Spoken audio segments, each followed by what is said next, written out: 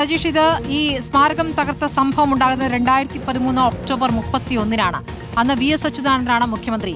അന്ന് വിഭാഗീയത കൊടികുത്തി വാണിരുന്ന ഒരു സമയമാണെന്ന് ഓർക്കണം. ആ സമയത്ത് ഒരു നേതൃത്വത്തിനെതിരെ, വിഭാഗീയതയിലെ ഒരു പക്ഷത്തിനെതിരെ അല്ലെങ്കിൽ ഒരു പക്ഷത്തെ അപകീർത്തിപ്പെടുത്താനുള്ളതാണോ ഈ സംഭവം, മറുപക്ഷം നടത്തിയതാണോ എന്നുള്ള സംശയം അന്ന് തന്നെ ഉയർന്നിരുന്നതാണ്. ഇന്നിപ്പോൾ പാർട്ടിയിൽ നിന്ന് പുറത്തു വരുമ്പോൾ അതിന്റെ ഒരു ഭാഗമായി നിന്നിരുന്ന G. സുധാകരൻ നടത്തുന്ന വെളിപ്പെടുത്തലുകളെ എങ്ങനെ വേണം കാണാൻ സജീഷ്? അതിൽ പാർട്ടി പ്രതിരോധത്തിലാകുന്നുണ്ടോ? പ്രത്യേകിച്ച് ഈ തെരഞ്ഞെടുപ്പ് സമയത്ത് സജി ചെറിയാനെ നേരിട്ട് ആക്രമിക്കുന്ന ഒരു പ്രതികരണമാണിത്.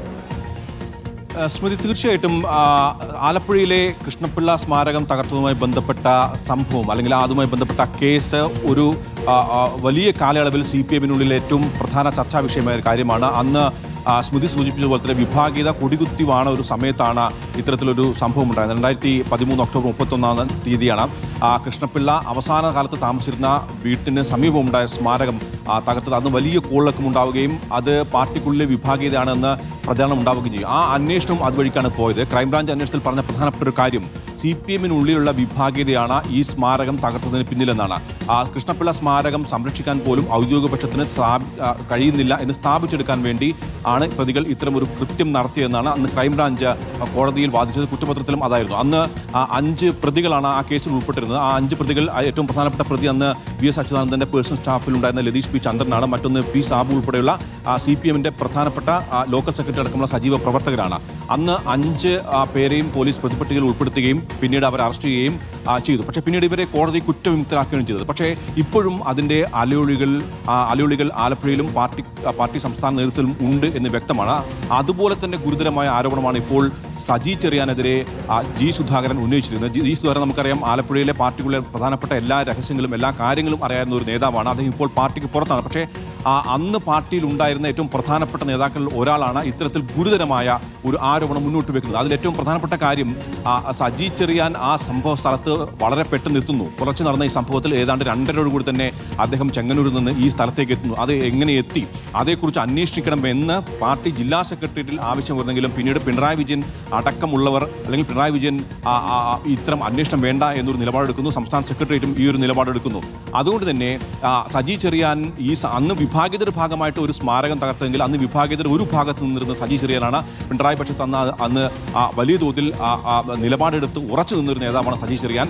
അന്ന് വിഭാഗീയതയുടെ ഭാഗമായിട്ടാണ് ഈ സ്മാരകം തകർത്തതെങ്കിൽ അതിൽ സജി ചെറിയാന് കൂടി പങ്കുണ്ട് എന്ന് പരോക്ഷമായിട്ട് ആരോപണം ഉന്നയിക്കുകയാണ്. ഗുരുതരമായ ആരോപണം ഉന്നയിക്കുകയാണ് ഇപ്പോൾ G. സുധാകരൻ ചെയ്യുന്നത്. മാത്രമല്ല, ഇത്തരമൊരു കേസുമായി ബന്ധപ്പെട്ട് ആലപ്പുഴയിലെയും സംസ്ഥാനത്തിലെയും പാർട്ടി പ്രവർത്തകരുടെ ഏറ്റവും പ്രധാനപ്പെട്ട വികാരമായ ഒരു നേതാവിന്റെ സ്മാരകം തകർത്തതുമായി ബന്ധപ്പെട്ട് പാർട്ടിക്കുള്ളിൽ ഏറ്റവും വിവാദമായ ഒരു വിഷയത്തിൽ പാർട്ടിയിലെ സമുന്നതനായ നേതാവ് അവിടെ എങ്ങനെ എത്തി എന്ന് ഒരു സംശയം മുന്നോട്ട് വെക്കുമ്പോൾ അത് പാർട്ടിക്കുള്ളിൽ വലിയ കോളിളക്കം ഉണ്ടാക്കുമെന്ന് ഉറപ്പാണ്. ഈ കേസ് പിന്നീട് പാർട്ടി എഴുതി തള്ളിയതാണ്. അതായത് ഈ കേസിലെ പ്രധാനപ്പെട്ട പ്രതികളെല്ലാം തന്നെ പാർട്ടിക്കുള്ളിൽ തിരിച്ചെടുത്തിട്ടുണ്ട്. പാർട്ടി എഴുതി തള്ളുമ്പോൾ പാർട്ടിയുടേതായ ഒരു അന്വേഷണം അതിൽ നടന്നിട്ടില്ല എന്നുള്ളതാണ് G. സുധാകരൻ പറഞ്ഞത്. അത് ജില്ലാ സെക്രട്ടറിയുടെ ആവശ്യപ്പെട്ടിട്ടും സംസ്ഥാന നേതൃത്വം അത് വേണ്ടെന്ന് വെച്ചു എന്നുള്ളിടത്താണ് സുധാകരന്റെ ആരോപണം നിൽക്കുന്നത്. PS കൂടി സുനിൽ, ഇപ്പോൾ ഈ കേസ് ആദ്യം ലോക്കൽ പോലീസ്, പിന്നീട് ക്രൈംബ്രാഞ്ച് അന്വേഷിക്കുന്നുണ്ട്. അതിൽ പ്രതികളായി വരുന്നത് VS-ന്റെ പേഴ്സണൽ സ്റ്റാഫിലുണ്ടായിരുന്ന SFIയുടെ മുൻ നേതാവും കേരള യൂണിവേഴ്സിറ്റി യൂണിയൻ മുൻ ജനറൽ സെക്രട്ടറിയുമായ ലതീഷ് P. ചന്ദ്രനായിരുന്നു കേസിലെ 1-ാം പ്രതി. CPM-ന്റെ കണ്ണർക്കാട് ലോക്കൽ കമ്മിറ്റി മുൻ സെക്രട്ടറി P. സാബുവാണ് 2-ാം പ്രതി. CPM-ലെ തന്നെ അംഗങ്ങളാണ് മറ്റ് പ്രതികളും, ദീപു, രാജേഷ്, പ്രമോദ് എന്നിവരൊക്കെ. ഇവരൊക്കെ തന്നെ പാർട്ടി ഒരു ഘട്ടത്തിൽ പുറത്താക്കുന്നു. അതിൽ 72 സാക്ഷികളുണ്ടായിരുന്നു കേസിൽ. പിന്നീട് ഇവരെയൊക്കെ തിരിച്ചെടുക്കുന്നുണ്ട്. അപ്പോൾ CPM-ലെ വിഭാഗീയതയാണ് സംഭവത്തിന് പിന്നിലെന്ന പ്രോസിക്യൂഷൻ വാദമുണ്ട്. ആ വിഭാഗീയത വരുമ്പോൾ സ്വാഭാവികമായും ഇത്രയും ഗുരുതരമായ വിഷയം, വൈകാരികമായ വിഷയത്തിൽ പാർട്ടി ഒരു അന്വേഷണം നടത്തും. അങ്ങനെയാണല്ലോ സാധാരണഗതിയിൽ. പക്ഷേ ഇത് ജില്ലാ സെക്രട്ടേറിയറ്റ് ആവശ്യപ്പെട്ടിട്ടും പാർട്ടി ഒരു അന്വേഷണത്തിലേക്ക് കടക്കാതിരുന്നത് ചിലരെ സംരക്ഷിക്കാനാണ് എന്ന ഗുരുതരമായ ആരോപണം പാർട്ടിയിൽ നിന്നും പുറത്തു വന്ന G. സുധാകരൻ ഉന്നയിക്കുമ്പോൾ സുനിൽ, അത് എങ്ങനെയാണ് പ്രതിഫലിക്കാനിരിക്കുന്നത്?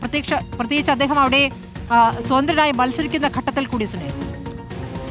സ്മൃതി, G. സുധാകരൻ തെരഞ്ഞെടുപ്പിൽ മത്സരിക്കുന്ന സാഹചര്യത്തിൽ കൂടിയാണ് ഇപ്പോൾ ആലപ്പുഴയിലെ പാർട്ടിയുമായി ബന്ധപ്പെട്ട് ഇങ്ങനെ വലിയ ഒരു ആരോപണം ഉന്നയിച്ചിരിക്കുന്നത്. ഏതായാലും ഈ ആരോപണം ഉയർത്തുമ്പോൾ തീർച്ചയായും നമുക്കറിയാം, G. സുധാകരൻ സ്ഥാനാർത്ഥിയാവുന്നതിന് തൊട്ട് മുൻപ് സ്ഥാനാർത്ഥിയാകും എന്ന് പ്രഖ്യാപിച്ച സമയത്ത് നടത്തിയ ഒരു പരാമർശമുണ്ട്. പിണറായി വിജയൻ കേരളത്തിൽ മുഖ്യമന്ത്രിയാകുന്നതിൽ തനിക്ക് വിരോധമില്ല എന്ന്. പിന്നീട് പിണറായിക്കെതിരെ അദ്ദേഹം സംസാരിക്കുന്നത് കണ്ടു. പിന്നീട് പിണറായി അദ്ദേഹത്തെ ചെറ്റത്തരമാണ് കാണിച്ചത് കാണിച്ചത് എന്നൊക്കെയുള്ള പരാമർശങ്ങൾ നടത്തി വലിയ വിവാദമായി മാറി. ഏതായാലും ഇപ്പോൾ സജി ചെറിയാനെതിരെ നേരിട്ട് ഈ വിഷയത്തിൽ കൃഷ്ണപിള്ള സ്മാരകം തകർത്തതുമായി ബന്ധപ്പെട്ട വിഷയത്തിൽ ജി സുധാകരൻ ആരോപണം ഉന്നയിക്കുമ്പോൾ ഈ അന്വേഷണത്തിന് തടസ്സം നിന്നത് മുഖ്യമന്ത്രിയാണ് എന്നുകൂടി ജി സുധാകരൻ പറയുന്നുണ്ട്. കൂടുതൽ അന്വേഷണം വേണ്ട എന്ന് മുഖ്യമന്ത്രി നിലപാടെടുത്തു എന്നുകൂടി പറയുമ്പോൾ ഒരു പാർട്ടിക്കകത്ത് ഒരു വലിയൊരു ആരോപണം വീണ്ടും അദ്ദേഹം പൊടിതട്ടി പുറത്തേക്കെടുക്കുകയും പല രഹസ്യങ്ങളും തനിക്കറിയാമെങ്കിലും അന്ന് ഞാൻ പാർട്ടിയുടെ ഭാഗമായി നിന്ന് പാർട്ടി അച്ചടക്കം പാലിച്ചു എന്ന് പറയുമ്പോഴാണ് ഇത് ഒരു വൈകാരിക വിഷയം. അതിൽ അദ്ദേഹം ചില വെളിപ്പെടുത്തൽ നടത്തുന്നത്.